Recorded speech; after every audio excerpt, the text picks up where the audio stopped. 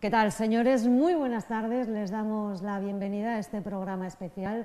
Vamos a compartir tiempo con la presidenta del Gobierno de La Rioja, con Concha Andreu, que de alguna forma va a ser la madrina de este arranque de la temporada de otoño, este otoño tan especial en el que vamos a seguir acompañándoles, informándoles y tratando de entretenerles. Por cierto, este tiempo que vamos a compartir con la presidenta del Gobierno de La Rioja estarán aquí con nosotros porque recogeremos algunas de las preguntas que han formulado desde las redes sociales. Voy a pasar ya a presentar y a saludar a la presidenta del Gobierno de La Rioja. ¿Qué tal? ¿Cómo está? Pues muy bien, estoy encantada de poder inaugurar, aunque sea una temporada de otoño. Estoy contenta de estar aquí con vosotros. Bueno, vamos a hablar de lo que ha ocurrido en este año largo. A mí me gustaría, presidenta, empezar por unas imágenes que seguro que para usted traen recuerdos felices, positivos. Estoy hablando de mayo del 19, que fue, en cierto modo, cuando comenzó esta aventura, que ahora me va a comentar cómo ha transcurrido. Son esas imágenes de la Plaza Martínez Zaporta, en las que, bueno, vemos la compañía que tenía en aquel entonces. Algunas personas le han ido acompañando a lo largo de los meses y otras, digamos, que ahora mismo tienen otras funciones. Yo no sé si Concha Andreu se imaginaba que gobernar era así. Ha transcurrido ya un año, porque recordamos que hasta agosto no se pudo firmar ese pacto. ¿Se lo imaginaba, sí? Pues me imaginaba que iba a tener mucha responsabilidad y sobre temas muy variados. Pero la verdad es que ha superado todas mis expectativas la situación en la que nos encontramos desde marzo pasado, con la pandemia. Responsabilidades máximas y trabajo máximo cada minuto por cuidar a los riojanos y riojanas. ¿Qué es lo que más le ha sorprendido en este año y medio, en este año? Pues me ha sorprendido gratamente, además, el trabajo en equipo. Cuando un equipo se coordina bien, tiene el mismo objetivo y las mismas intenciones, es que es apasionante, la verdad, poner en marcha medidas para solucionar problemas o para emprender algunas de las acciones que teníamos previstas. Eso me ha sorprendido, la capacidad de, oye, soy la presidenta y tengo capacidad, tengo que tenerla, es mi obligación, de todo el equipo, todas las consejerías, todas las direcciones generales, todo el mundo a lo que estamos, que es a trabajar. Me ha sorprendido esa capacidad. Hablaba de la capacidad de equipo. El caso es que el equipo que comenzó cuando usted empezó a presidir esta comunidad autónoma tiene poco que ver, porque han salido 4 consejeros y en torno a medio centenar de altos cargos, directores generales. Tiene poco que ver con aquel que planteó. Yo no sé a quién le ha resultado más difícil decirle, mira, tengo que prescindir de ti porque no puedes formar parte de este equipo, no encajas. Bueno, quiero agradecer enormemente la predisposición a trabajar de todos los exconsejeros y exconsejeras que han trabajado, igualmente que los que tenemos ahora. Puedo decir que en su momento trabajé con la misma implicación y el mismo ímpetu que el que estoy teniendo ahora, con otra reorganización del Gobierno. Se trataba de reorganizar. ¿Por qué? Porque tenemos por delante todo el tema de la gestión de fondos europeos y proyectos. Teníamos que reforzar obligatoriamente salud con emergencias y protección civil también. Y una de las cuestiones que pensábamos que era importante y que queríamos era centralizar en una consejería que fuera transversal, pues todo lo principal. Bueno, la cuestión es que quiero agradecer de verdad el trabajo de los salientes y de los que están ahora a pleno rendimiento también. ¿Y a quién le resultó más difícil? Pues por supuesto a mi compañero secretario general del partido, a mi secretario general, a Paco Ocón. Es duro tener que decir, oye, vamos en la reorganización, a muerte con el partido, hay que reflotar, hay que reforzar la tarea, y ahora se está viendo que está haciendo una labor extraordinaria en el Partido Socialista en La Rioja, y entonces es duro porque yo con él he trabajado mucho, trabajo y seguiré trabajando codo con codo. Vamos a escuchar unas palabras que usted decía justamente de Paco Ocón en una entrevista que podíamos compartir bien cerquita del Palacete de Gobierno. Quiero saber si está de acuerdo con lo que entonces decía de Paco Ocón. Paco Ocón, porque dijo, desde luego, a por ello contigo, y él lo ha dicho en muchísimas ocasiones. Ha dicho, yo estoy aquí, soy secretario general para que Concha sea presidenta. Sin ellos no hubiera sido posible. Y no por nada, porque a mí me falta ese brío político de un secretario general como Paco Ocón. Decía entonces, me falta ese brío político que tiene Paco Ocón. No sé si ya tiene usted ese brío político, porque la piel se hace dura cuando uno... ¿Cómo les diría yo a todos los que nos están escuchando, cómo se construye el brío político, la personalidad de presidenta, de tomar decisiones? Se construye a la fuerza, porque es que hay que tomar decisiones políticas, pero también para la ciudadanía, que también, he de decir, el Partido Socialista en su programa y en su forma de ver las cosas es un partido muy social, y todo lo que necesitábamos ahora era reforzar todo lo social, la sanidad, los servicios sociales, teníamos que reforzar la educación y en este momento de pandemia también. Entonces, el refuerzo político de todos estos meses ha sido brutal y afortunadamente tengo presente la forma de hacer, que es la forma de hacer socialista, y Paco Ocón siempre ha sido, de verdad lo digo, un maestro extraordinario en cuanto a la tarea política. El caso es que usted ya tiene el brío político del que en aquel entonces podía carecer. Yo no sé si después de, podemos decir que guerra abierta, si me lo permite, ya sé que usted ha hablado de roces, pero hay una guerra abierta entre ciertas facciones del Partido Socialista y el Gobierno. Yo no sé si no le va a quedar otra que presentarse a la Secretaría General de su partido, del Partido Socialista. Bueno, en primer lugar quiero decir que no es ninguna guerra abierta, de verdad. Lo que pasa es que cuando se ejecutan determinados movimientos de secretario general, de consejero a secretario general y líder del socialismo aquí en La Rioja, pueda decirse. Afortunadamente en el partido, siempre que hay una opinión distinta, se llega a un consenso y a una forma de hacer, y estamos en ello, en el trabajo, cada uno en su papel y los dos reforzándonos.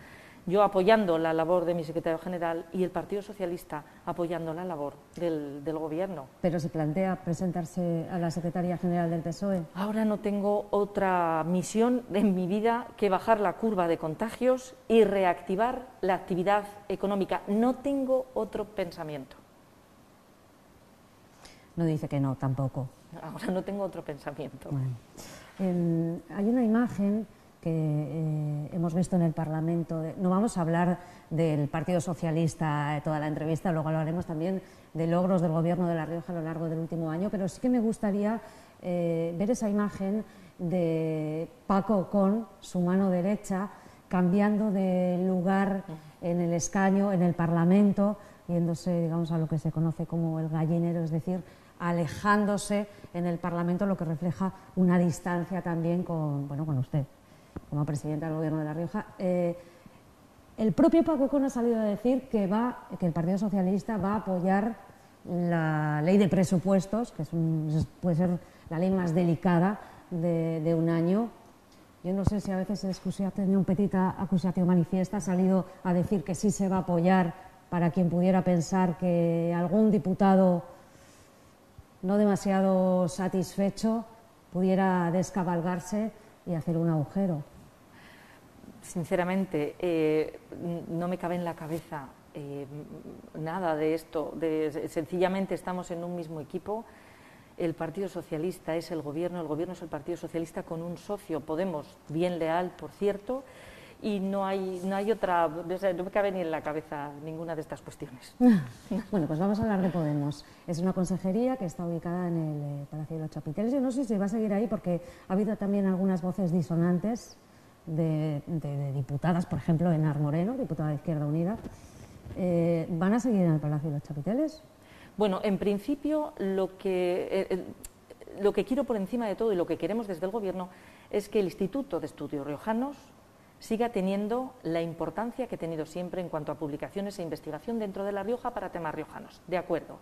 Como bien decía nuestro consejero de Educación, si estamos hablando de espacio, no de quitarle la importancia al Instituto de Estudios Riojanos. He estado visitando personalmente dónde y cómo está archivado todo lo que no cabe en el Instituto de Estudios Riojanos, es decir, En el Palacio de los Chapiteles desde hace años tenemos 2 o 3 espacios donde se guarda material escrito, material publicado, material fotográfico.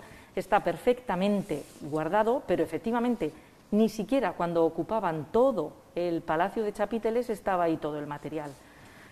¿Es importante que esté todo el material junto o es importante que el proyecto del Instituto de Estudios Riojanos reviva y vuelva a tener la intensidad investigadora e incluso digital y modernizada que necesitamos ahora? Pues yo creo que es la segunda parte lo más importante.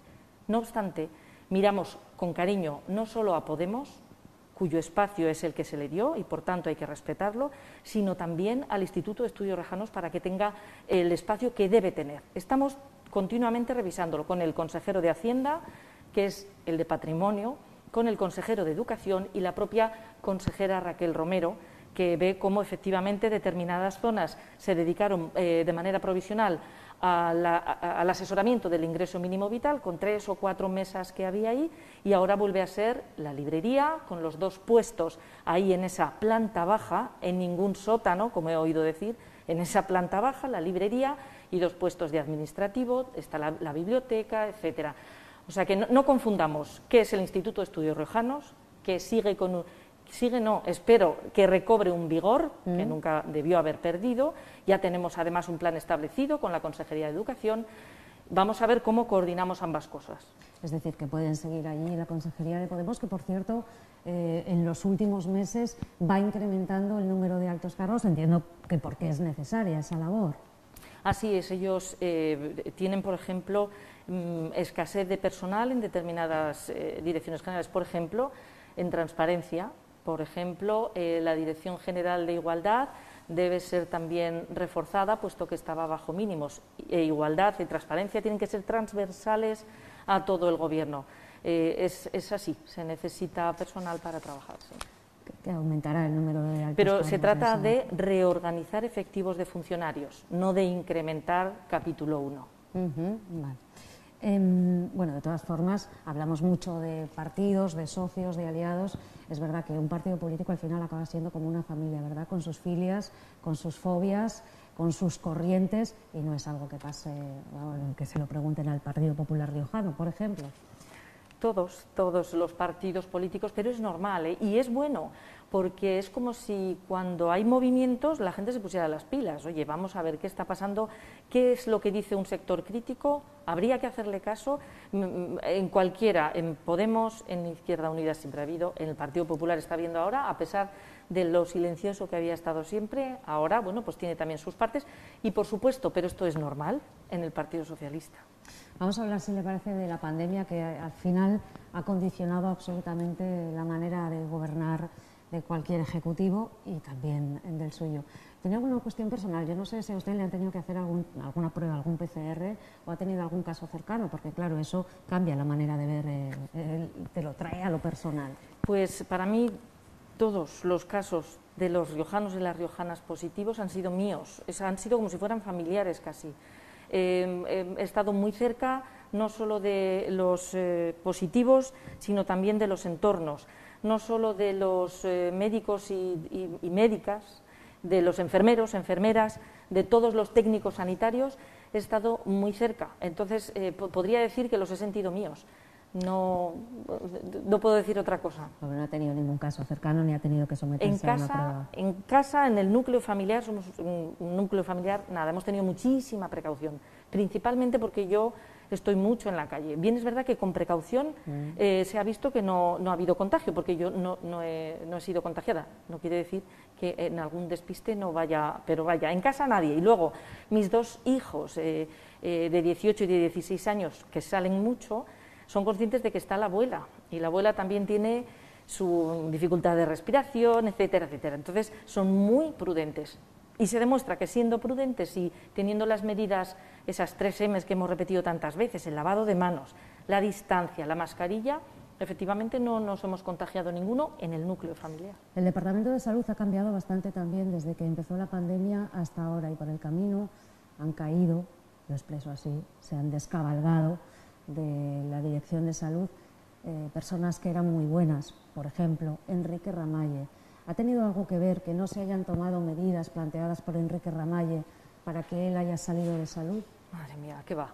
Digo madre mía porque pobre, Enrique Ramalle, Jorge Mínguez han trabajado durísimo, cuando ahora, por ejemplo, ya tenemos mucho conocimiento respecto de aquel marzo primero, abril, mayo, y eso fue lo más duro. Eso agota a las personas, eso está claro, ¿no? Y ellos han dado todo, tengo que agradecerles desde aquí todo el trabajo que han hecho, cada uno en su campo, y no, sencillamente fueron razones personales, y yo me atrevería a decir que es el agotamiento de las personas que han tenido que estar en primera línea tomando decisiones, pasan el relevo a otras personas que también con fuerza renovada van a estar ahí y van a tomar las decisiones que nos interesa a todos en La Rioja, que es frenar la curva dichosa. Hay un área que es extremadamente sensible, ha hablado de su madre, que tiene cierta edad, que vive con usted. Hay muchas personas ancianas, personas mayores, que no tienen el privilegio de vivir con su familia, que viven en residencias de ancianos. En esta comunidad, en La Rioja, han muerto más de 200 personas que vivían en residencias de ancianos. Recordamos al inicio de la pandemia que se hablaba de sectorizar. Recuerdo también aquel POSIT en el que hablaba del posible cese de Ana Santos por un problema en la sectorización. Después fructificó, no sé si fue por eso o no. ¿Cree que se ha hecho bien en las residencias de ancianos? ¿Se podía haber hecho de otra manera? ¿Entona el mea culpa de alguna manera? Todo es susceptible de mejorarse, sobre todo cuando es la primera vez, cuando viene. Pero he de decir que los profesionales y las profesionales de las residencias de personas mayores no solo han dado el 100%, han dado el 200%, se han preocupado, se han ocupado en no solo atender en cuanto a lo sanitario, sino en cuanto ya a lo psicológico, de personas que tienen que estar aisladas, que no pueden ver a su familia, y se han preocupado al máximo. Se han preocupado también de tener los EPIs suficientes, que al principio la colocación de los EPIs, hasta que Prevención de Riesgos hizo la formación, hasta que también la UME ayudó a la sectorización, se producirían desajustes, no lo niego, pero en comparación al hecho de salvar tantas vidas como han salvado todos los profesionales de las residencias de personas mayores, no tiene por mi parte más que agradecimiento en nombre de todos los riojanos y riojanas. Que no se nos olvide que ellos lo han pasado los que peor. Recuerdo cuando compareció aquí mismo, además, para decir que había que confinar al Faro, se le veía, si no enfadada, dolida, porque el ayuntamiento, sus concejales, habían sido categóricos y no habían logrado que los alfareños, sobre todo los más jóvenes, que hay que decirlo así, se quedaran en casa. ¿Cómo se toman ese tipo de decisiones? Es decir, usted salió aquí y comunicó una decisión que supongo que es mancomunada. ¿Cómo lo hacen? ¿Escuchan a los técnicos y dónde se produce esa decisión? Ahora tenemos muchísimos más datos, muchísimos más que al comienzo de la pandemia, por lo tanto hemos aprendido mucho. Hacemos muchísimas más pruebas PCR para detectar a todos los asintomáticos, que son las personas que, siendo positivas, no somos conscientes y son las que más pueden contagiar. Estamos consiguiendo detectar muchísimos más positivos, por lo tanto aparenta muchos casos, pero en realidad los estamos sacando a la luz. Con esos datos, con esa incidencia acumulada, con esa posibilidad a futuro, se va hablando con los profesionales sanitarios de la posible saturación de camas hospitalarias, de UCI, con todos esos datos, con los ayuntamientos, una colaboración que tengo también que agradecer enormemente, esa colaboración entre instituciones. Se habla con ellos y se toma la decisión, que es una decisión que va exclusivamente enfocada hacia frenar esa curva de contagios, que si en el 90% de los casos es asintomática, en ese 10% que nos queda puede peligrar la vida de esas personas, no podemos jugárnosla. Entonces se toma esa decisión para evitar todo eso. Es decir, escuchan a los técnicos y los políticos son los que finalmente apuestan por una decisión u otra. Cuando usted llegó a la presidencia del Gobierno de La Rioja, su primera afirmación muy firme fue: yo soy la presidenta de lo público, soy la presidenta de lo público en salud y en educación. En educación también cayó por el camino un consejero, Luis Cacho, en el que muchos confiaban a la hora de modernizar la educación.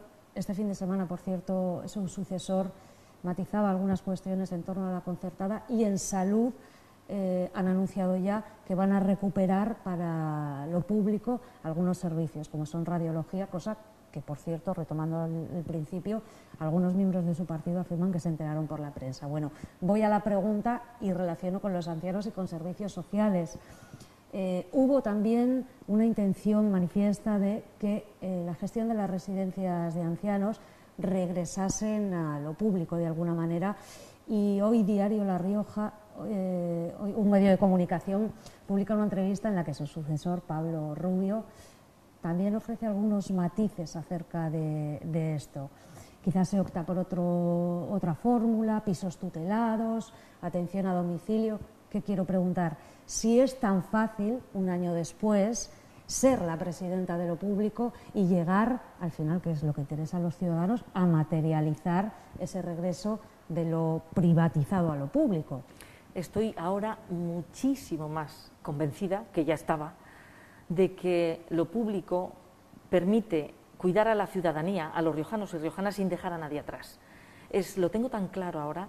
La sanidad pública ha permitido que sin ninguna distinción personas hayan entrado en la UCI si necesitaban entrar, personas hayan sido hospitalizadas si necesitaban estar, o atendidas por atención primaria en sus casas, que eso es otra cuestión que quiero también resaltar aquí. El refuerzo de atención primaria que hemos realizado, y se necesita muchísimo más, también lo digo, con esos 3.100.000 euros para el refuerzo en personal, se necesita mucho más porque la atención primaria va a ser clave. Nos hemos dado cuenta ahora, y es pública, porque quita presión hospitalaria y atiende de manera humana a los pacientes, cosa que no se estaba haciendo a lo largo de los años. En educación, soy consciente de que la única manera de atender a todos los alumnos y alumnas riojanos es atendiéndolos directamente y ver si no tienen posibilidad de tener un iPad, una conexión, para seguir de manera virtual las clases, porque no sabemos cómo va a transcurrir la cuestión esta de la presencialidad, por la que apostamos al 100%, solo el servicio público, solo una educación pública va a dar ese soporte a los alumnos, independientemente de su situación financiera en casa. Y los servicios de atención a los mayores, a personas con discapacidad. Hay que repensar cómo está ahora esto de las residencias de personas mayores. No hay espacios comunes amplios, no hay espacios verdes en muchas de las residencias. No se ha pensado en medicalizar de alguna manera cada residencia. Y eso hay que verlo también desde el punto de vista de la colaboración público-privada, pero de una manera bien pensada, bien estudiada y siguiendo al pie de la letra los contratos que se hacen entre lo público y lo privado. Entiendo que le ha resultado más difícil de lo que preveía al poner el primer pie en el palacete. Es complejo porque hay muchos contratos que están firmados a largo plazo y no se pueden cortar. Es imposible cortarlos de raíz, ni legalmente ni económicamente serían viables. Por lo tanto, hay que respetar lo que está firmado e intentar negociar para acortar plazos. Pero la situación es la que es. La apuesta sigue siendo, más si cabe, por lo público. ¿Qué le parece lo que está pasando en Madrid? Pues es que es tan difícil. Hablaba hoy precisamente el presidente y secretario general del partido, Pedro Sánchez. Son 800 personas por kilómetro cuadrado en Madrid. Es la ciudad más superpoblada de Europa. Controlar Madrid es muchísimo más difícil que cualquier otra cuestión, que cualquier otra ciudad, que cualquier otro territorio o población al que nos enfrentemos, ¿no? Eso vaya lo primero. Es muchísimo más difícil, más fácil, más asequible, accesible el controlar La Rioja que, por ejemplo, Madrid. No obstante, la politización de cualquier medida sanitaria no lleva a ningún buen puerto. Hay que basarse en datos, hay que basarse en las recomendaciones de los científicos y tomar medidas. La cogobernanza nos está ayudando a todos los territorios a eso, a llevar mejor esta pandemia. Y la cogobernanza, por ejemplo, en la capital de España, porque si en Madrid enfermamos todos, porque de Madrid se irradia personas y a todos los sitios de España y fuera de España, por supuesto.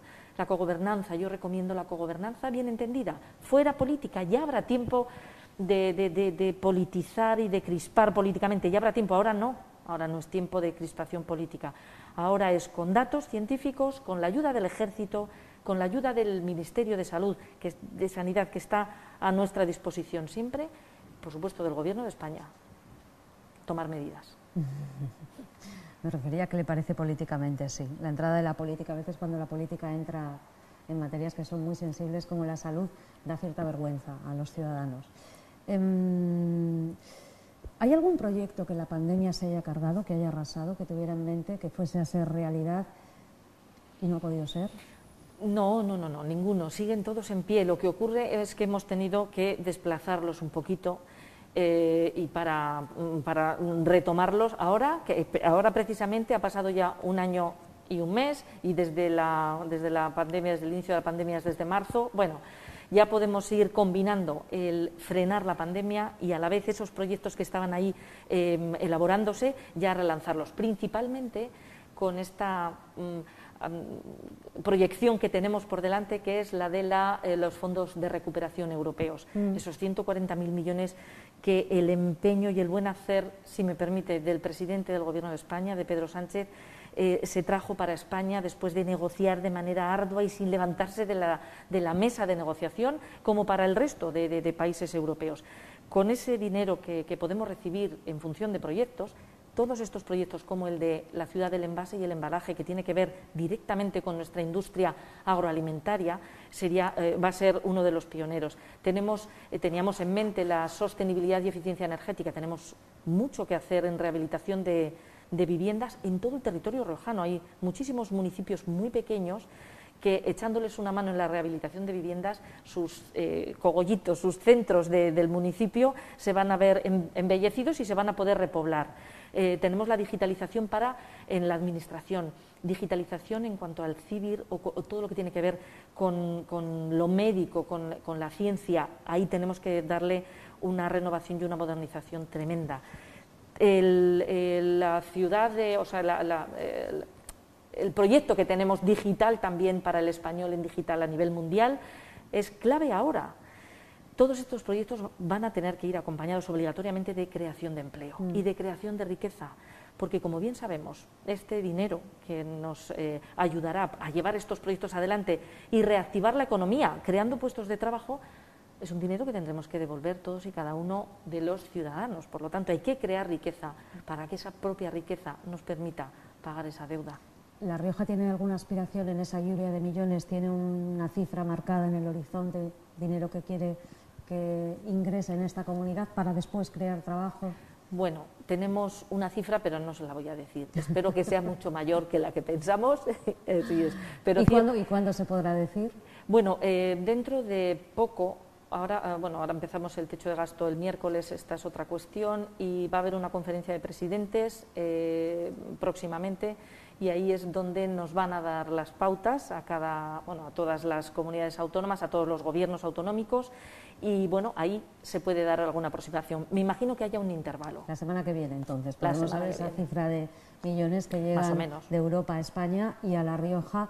Pues es que quería preguntarle también por la cifra del presupuesto del año 2021, que imagino que estará pergeñada, pero dependerá de aquello y del techo de gasto. Correcto, estábamos pendientes y así lo estamos, del techo de gasto, que a partir de mañana, hoy estaban los consejeros de Hacienda con la ministra de Hacienda, estaban ya hablando y seguramente mañana ya se pueda tener el techo de gasto, y basándonos en ello, todo lo que ya tenemos preparado de todas las consejerías para elaborar el presupuesto, pues se pondrá sobre la mesa. Claro, pero esto es como el presupuesto familiar de una casa, pese a que falten algunas incógnitas, ya tienen que estar trabajando para saber en esa hucha lo que va a caer y cómo se va a repartir. Entiendo que están trabajando en el presupuesto del 21 y no sé cómo se calificarían esas cuentas, que van a ser igual de extrañas que el año que viene.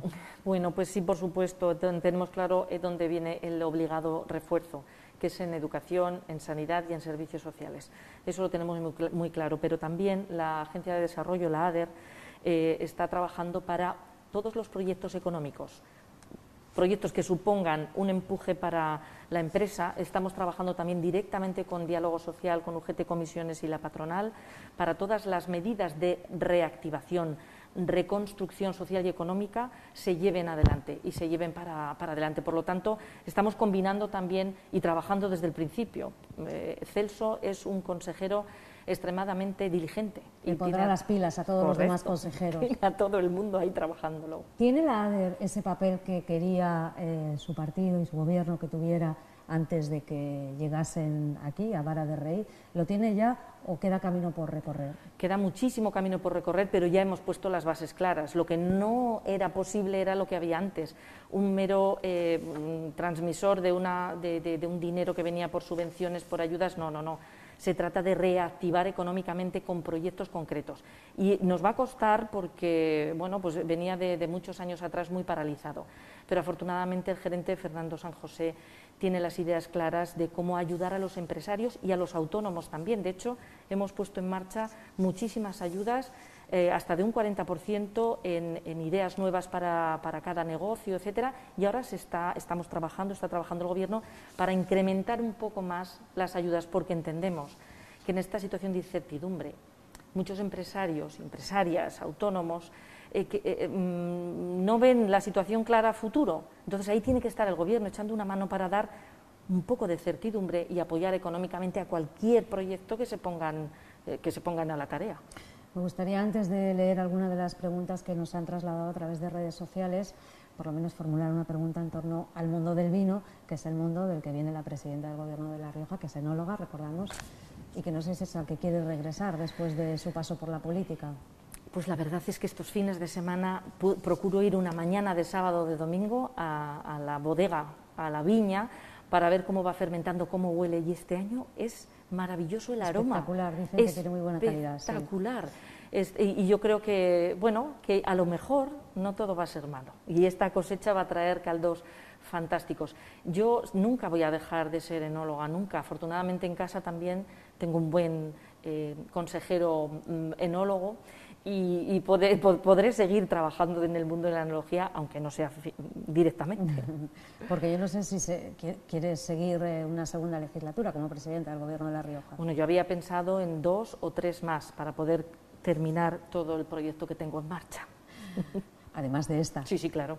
Bueno, a largo plazo está bien. Bueno, volvamos al mundo del vino. Decía que hay ciertos sectores, sobre todo los agricultores, los viticultores, que están algo dolidos porque las medidas del Ministerio, digamos que premian más a los grandes y no tanto pues a la gente que trabaja en esta tierra y que tiene sus parcelas o que tiene esas normas tan absolutamente estrictas para que luego tengamos unos vinos de los que podamos presumir, ¿no?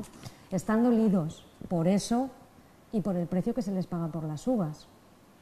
Bueno, pues respecto de las medidas del Ministerio, efectivamente son, por ejemplo, para la poda en verde, es decir, tirar la uva y que no se quedara la uva madura ya en la cepa. Se le pasa que esas han llegado a 69 viticultores, que es... Y además por superficie, cuanta más superficie, más efectivamente va a lo mismo. El almacenamiento, lo mismo, a mayor cantidad, a mayor volumen, pues así ha sido. 62 bodegas, así sí. es. Entonces, ahí ha estado el Gobierno de La Rioja pensando en los pequeños viticultores.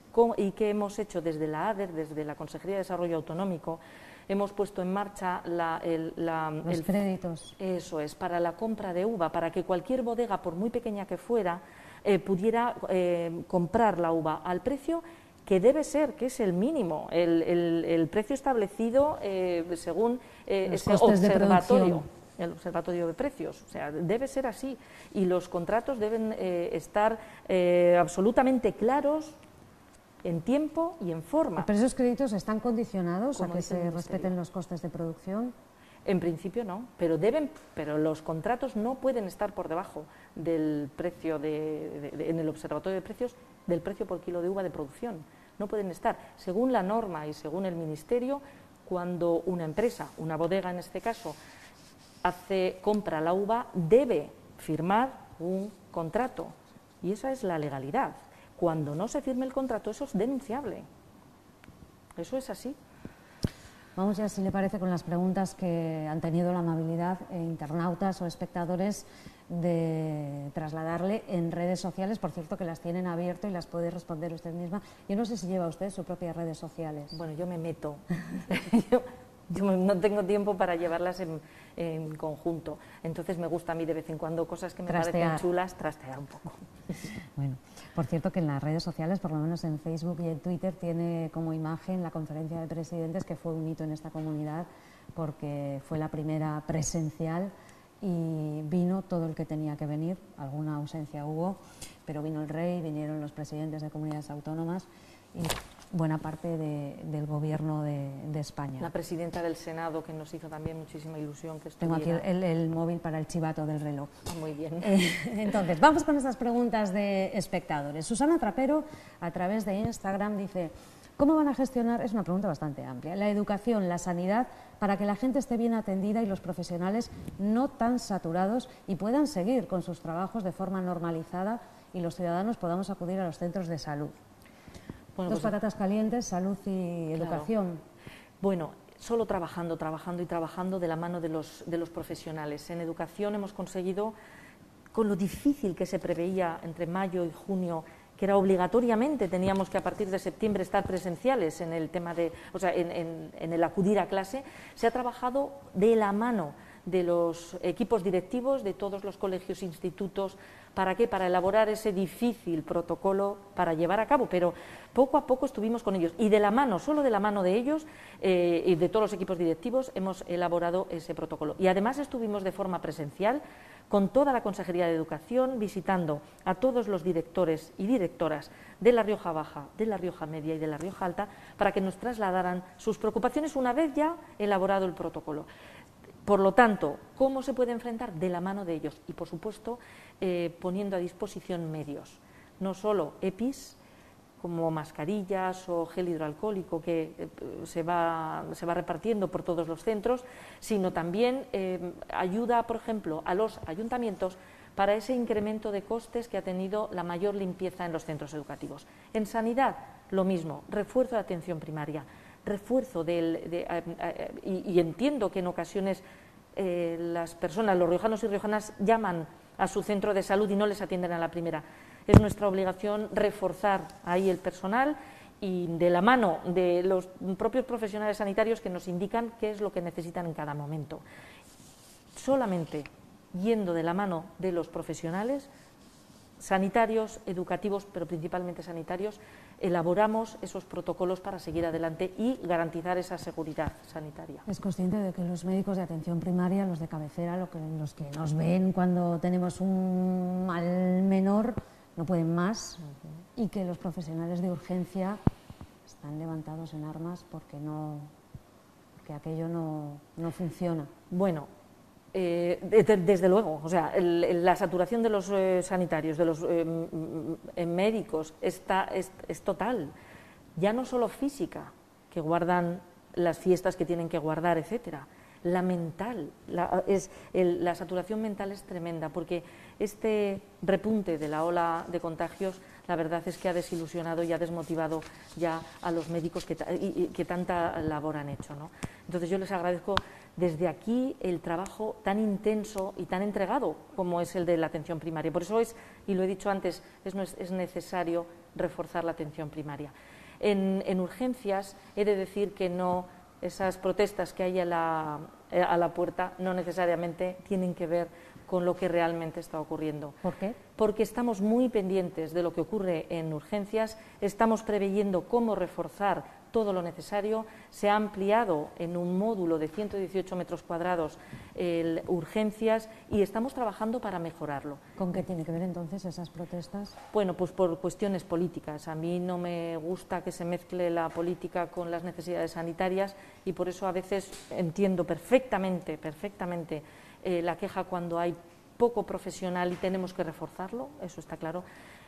Cuando necesitamos una doble entrada para COVID y no COVID que se haga, se ha hecho. Cuando se necesita ampliar urgencias, se ha ampliado. cada paso que vamos dando es escuchando a los profesionales que nos están orientando hacia dónde ir. No podemos hacer en un año de pandemia lo que no se ha hecho en 24 años. Ahí pido yo esa comprensión. Creo que hoy es el Día del Docente, es posible, si no me equivoco. Y usted, en la aplicación que tienen los docentes, los chavales, los profes en Racima, creo que lanzó un mensaje de ánimo, de apoyo a los profesores, que a veces pues no somos conscientes de todo lo que trabajan y en estas circunstancias han sido auténticos héroes, de verdad, por cómo han tenido que gestionar, por cómo han tenido que ponerse las pilas para lo telemático, incluso con sus propios medios. Hizo mucha ilusión ese mensaje a los docentes.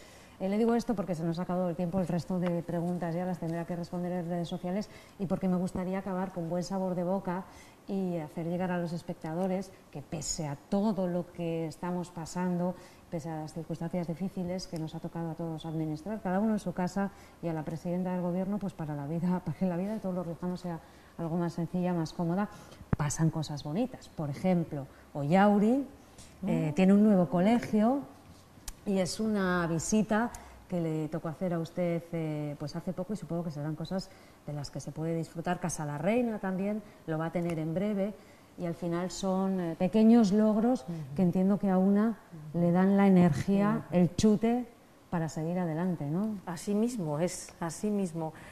Cuando nos estábamos volviendo locos en verano, el protocolo, tantos niños por aula y niñas, tantos alumnos, comedor, no comedor, viaje en autobús, te llaman los alcaldes y te dicen, por ejemplo, Miguel, alcalde de Ollauri: presidenta, tenemos 12 niños aquí en Ollauri.